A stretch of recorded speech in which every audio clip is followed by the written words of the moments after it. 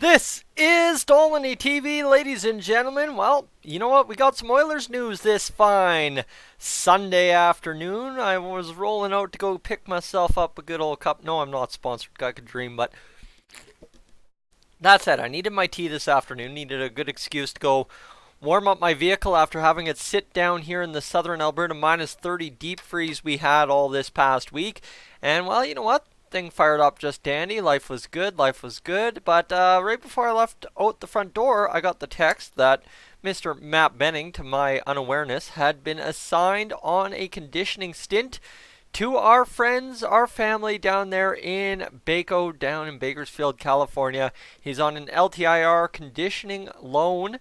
And, well, that's good to see for Matt Benning because this means, ladies and gentlemen, Matt Benning is this close to returning. The last time the Edmonton Oilers used such a tactic would have been Andrej Sekera, if you might remember, when he came back from his injury that held him out to start the year last year, and then he came back in that last half there, and we used the LTIR conditioning to get him back up to speed. He had a big impact on Baco. Really, I think he was there, 4 games?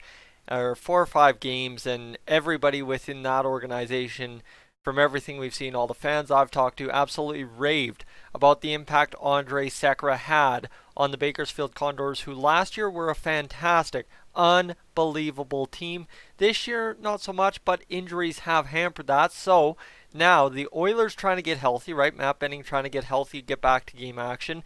We'll go down to Bakersfield to see what kind of impact he can make, and obviously you have seen some Oilers already this season go down to Bakersfield and make an impact. Thomas Jurko, before he was, gone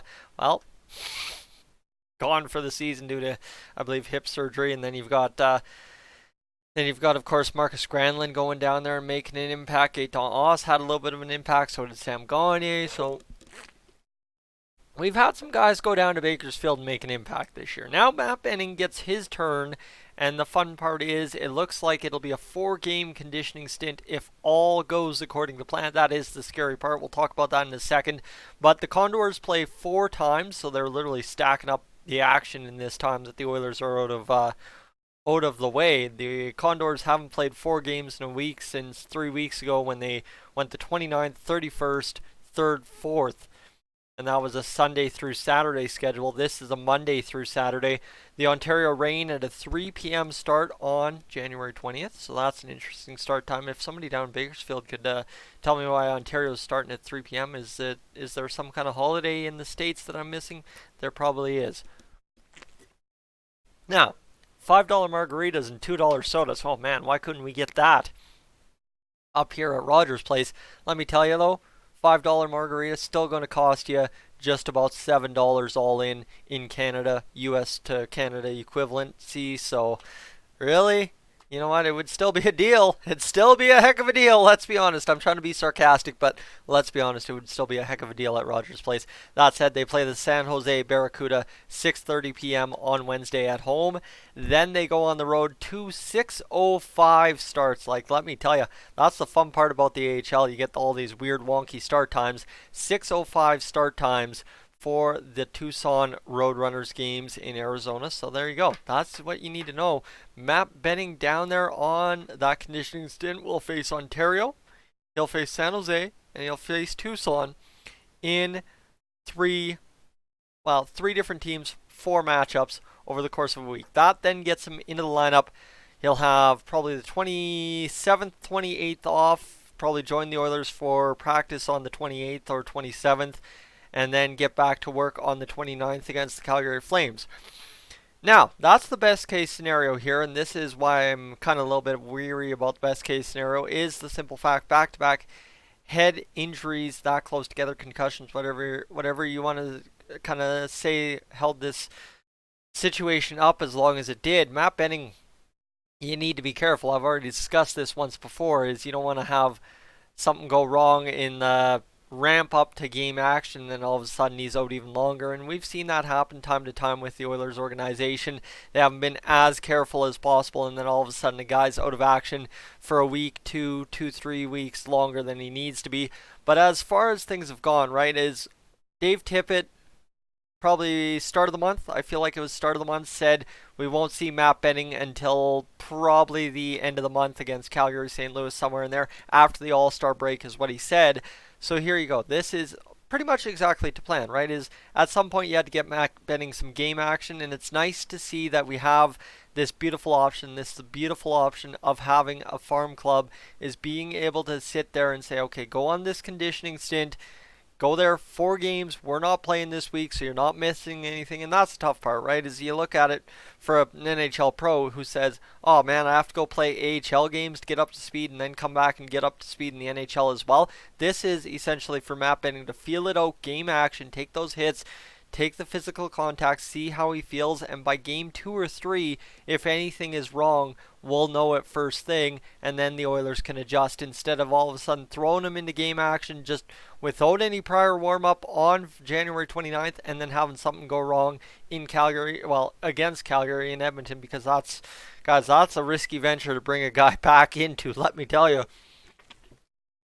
That's going to be a fun one, and could be a fun one to see Matt Benning draw back into it if healthy and ready to make an impact. So Matt Benning, I talked about it a little bit in my stats update so far today.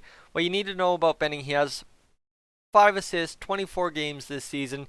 He's on the last year of his contract, so this has been a really unfortunate year. I know realistically, as an Oilers fan, as a fan who talks about the cap space as much as I do, something that's always on my mind, that kind of deal, like, yeah, I should be able to tell you that it's not that big of a concern that Matt Benning hasn't lived up or outlived a $1.9 million contract. That should be what I'm telling you, but that's not what I'm telling you. You know what? At any point, no matter how much you like a guy, whatever the opinion is on a guy, you don't want to see a guy suffer 2 back-to-back head injuries and then, of course, be in a contract year, because that spells disaster at the end of the year, right? Is now, not only do you have a guy who hasn't really done much all season, right? Nothing really of a sample size, you could say, especially for defensemen. You like to see how they weather a full season and then hopefully playoffs. So you've got Matt Benning in 24 games so far this year, 5 assists. That's great numbers, let's be honest. Matt Benning, the 5-on-5 goals, 4 goals against numbers, they're all great. So a lot of things are great. But if Matt Benning only plays 24 games and has 2 history head injuries within the same season back to back, that's going to affect his contract sample size. So this is for him, and I think for the Oilers organization, everybody is pulling the best no matter what for Matt Benning to get healthy, get back to it, and absolutely dominate. And now that asks the question, right, like how does Matt Benning dominate in an Edmonton Oilers lineup that already has Bear, Jones, Larson on the right side, and then you've got on the left side, you've got Russell, Nurse, and Clefbaum, Legason as your 7th defenseman. Like, obviously, yeah, Legason goes back to the minors. That's fine, dandy, and great. Good to see that Legason finally made his NHL debut and all. But where does Matt Benning fit?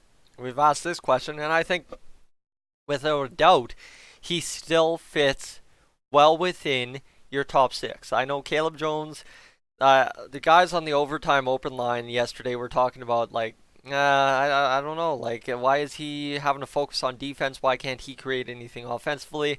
Like, why are we doing that? Because I think Caleb Jones is a guy the Oilers want to bring along in the NHL slowly, so as they can have him to lean on when they don't have anyone else to lean on. And that's kind of the situation, right? Is if Matt Benning's down and out again, or if Adam Larson goes out, or if Ethan Bear goes out, heaven forbid any of those guys go out, well, then you need somebody to lean on, and that's where you might have a tandem pair of Matt Benning, Caleb Jones, Matt Benning, Caleb Jones, and then all of a sudden you have both of them and they're steady fresh. Because I don't think you're benching Caleb Jones for Matt Benning, but I don't think you're benching Matt Benning for Caleb Jones, if you get where I'm going. So tough decisions lie ahead for the Oilers, but again, hey, you know what? I could be totally wrong. William Legason might stay up with the Oilers after this conditioning stint's over, and Caleb Jones might go back down to the minors. Who really knows? Guys, that's where I want to get to. The end question in all this is kind of like, when Matt Benning comes back, what do you see happening? Because obviously maybe we even see that Larson for Kapanen, Larson for Janssen, Larson for Kerfoot trade potentially happening with the Toronto Maple Leafs as well. So I want to get your thoughts. I just wanted to get to the news, wanted to get my little breakdown back out there, and then we'll talk a little bit in the comments section. Let me know your guys' thoughts down below. The only other thing is, you know what, Matt Benning, right now, actually I just saw a stupid stat I want to share with you, is the Oilers have $1.258 million in cap space. Heck yeah, bud. That's fantastic for the Oilers right now, but that's because Matt Benning's on LTIR conditioning, and then you've got William Lagesson up. Once you send one of those guys down, that's subject to change pretty quick. Guys, I'm Tyson, this is Dolynny TV. What I will try and get out, I'll try and get something else out tonight, but I will catch you in the next one.